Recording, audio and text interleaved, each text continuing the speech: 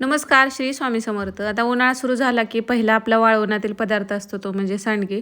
तर मिक्स डाळीचे इथं मी सांडगे बनवायला आज घेतलेले आहेत. डाळी आपल्याला हव्या त्या डाळी आपण मिक्स करून आता सांडगे बनवायला सगळ्यात सोपी रेसिपी आहे. वेळ लागत नाही, झटपट होतात. पूर्वी हे डाळी आहेत त्या जात्यावरती भरडून तसे सांडगे केले जायचे, पण आता हे आपण मिक्सरवरतीच करतोय. मिक्सरवरती सुद्धा जाडसर थोडंसं बारीक करून, एकदम पण बारीक करायचे नाहीत, थोडेसे जाडसर ठेवूनच केले तर सांडगे छान होतात.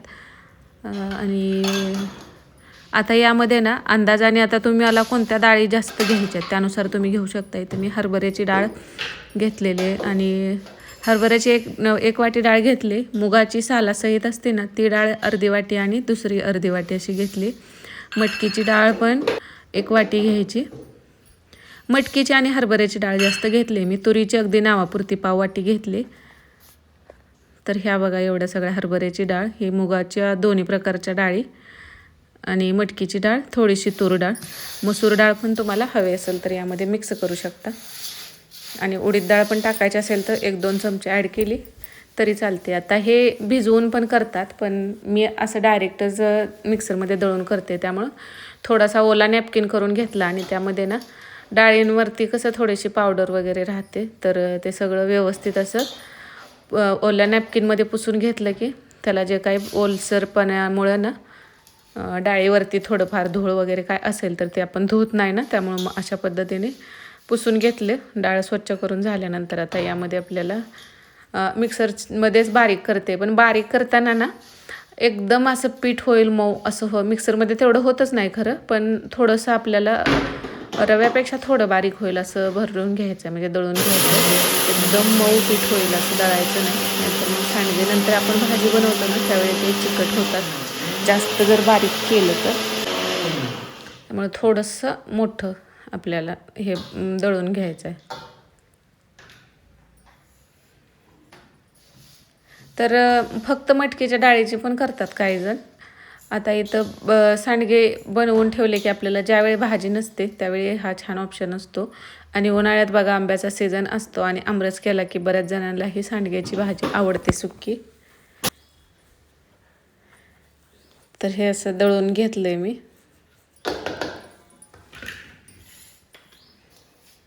आणि यामध्ये आता मसाले म्हटलं तर जिरं लसूण आहे ते मी मिक्सरमध्ये बारीक करून टाकते. जिऱ्याची पावडर पण आहे, पण थोडंसं जाडसर असं जिरं आणि त्यासोबत लसूण घातला की आपण जे सांडगे बनवतो त्याला छान चव येते. आता सुकी मिरची माझ्याकडे नव्हती, तर तुम्ही सुक्या मिरच्यासुद्धा यासोबत बारीक करून घालू शकता, पण मी मिरची पूड वापरले. पण मिरची पूडपेक्षा ना सुक्या मिरच्या जर असतील तर त्या थोड्याफार मिक्सरला अर्धवट मोठं जाडसर असं वाटून टाकलं ना तरी पण चालतात. तर इथं जिरं आणि लसूण याची पेस्ट टाकली. नंतर मीठ चवीपुरतं टाकायचं, हळद टाकायची, थोडेसे धना पावडर आणि थोडेसे जिऱ्याची पूड टाकलेली. आणि नंतर यामध्ये मी ही मिरची पावडर 2 चमचे टाकलेली. आता ह्यामध्ये थोडंफार मीठ किंवा मसाले कमी जास्त झालं तरी चालतं, कारण परत आपण भाजी बनवत असतो त्यामुळे भाजी बनवताना ते आपण ॲडजस्ट करू शकतो. आणि इथं कोथिंबीर टाकलेली. तर कोथिंबीर अवश्य टाकायची सुकल्यानंतर ना, नंतर आपण भाजी बनवतो त्यावेळी त्याचा स्वाद आहे तो छान राहतो. हे छान मिक्स करून घ्यायचं आणि मळून ना ह्याला काय भिजत वगैरे ठेवायची गरज नाही पडत. मळून लगेच आपण करून घेतलं तरी चालतं. आणि आता सकाळची जरी थंडी असली तरी दुपारी ऊन पडतंय, पण अजून थोडंसं वारं आहे. वारं कमी झाल्यानंतर म्हणजे बाकीचे वाळवणाचे पदार्थ आहेत ते करायला बरं पडतं, नाही वाऱ्यानं ना धूळ येते त्यावरती. जरा थोडं थोडं पाणी टाकत ना हे करून घ्यायचं. आता आपल्याला जास्त सांडगे वाळवण्यासाठी उन्हातमध्ये कसं आपल्याला जास्त जागेची गरज पडत नाही. आपण कुठंही बाल्कनीत वगैरे आपल्याला जरी छतावरती जायला नाही झालं तरी ना जिथं ऊन येतं तिथं ठेवलं तरी हे वाळून जातात. ह्याला काय छतावरतीच जाऊन हे केलं पाहिजे असं नाही. आता पीठ मळताना पण नाही एकदम असं जास्तच मऊपणा नसावा, थोडंसं कठीण असंच मळून घ्यायचं, जास्त पाणी घालायचं नाही. कन्सिस्टन्सी तुम्ही बघू शकता असं आहे. आणि ह्याचे लगेचच मग असं ना छोटं छोटं गोळं करून घ्यायचं असं, आणि असा रोल करून घेतला की आपल्याला सांडगे तोडायला बरं पडतं.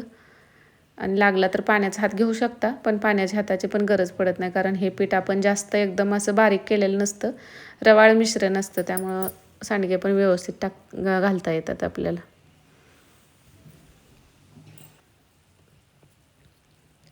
आता साईज तुम्हाला शक्यतो जेवढं लहान करता येईल तेवढं करायचं. थोडा ह्याला नाही एवढा जास्त वेळ लागत. थोड्याशा जास्तीच्या प्रमाणात करत असाल तर मग वेळ लागतो, पण थोडं असेल तर मग होऊन जातं. आणि घरामध्ये हे करून आपण नंतर जिथं ऊन येतं तिथं ठेवलं तरी चालतं. म्हणजे आपल्याला इतर वाळवण्याच्या पदार्थासारखं याला उन्हामध्येच जाऊन करायची गरज नाही.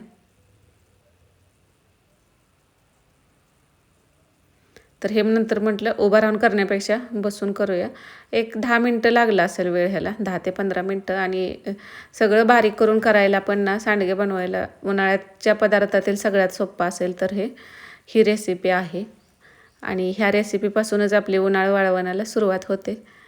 तर हे 2-3 ताटामध्ये मी असं घेतलं आणि आता वरती टेरेसवरती ऊन येते भरपूर, तर तिथं वरती नेऊन ठेवलं.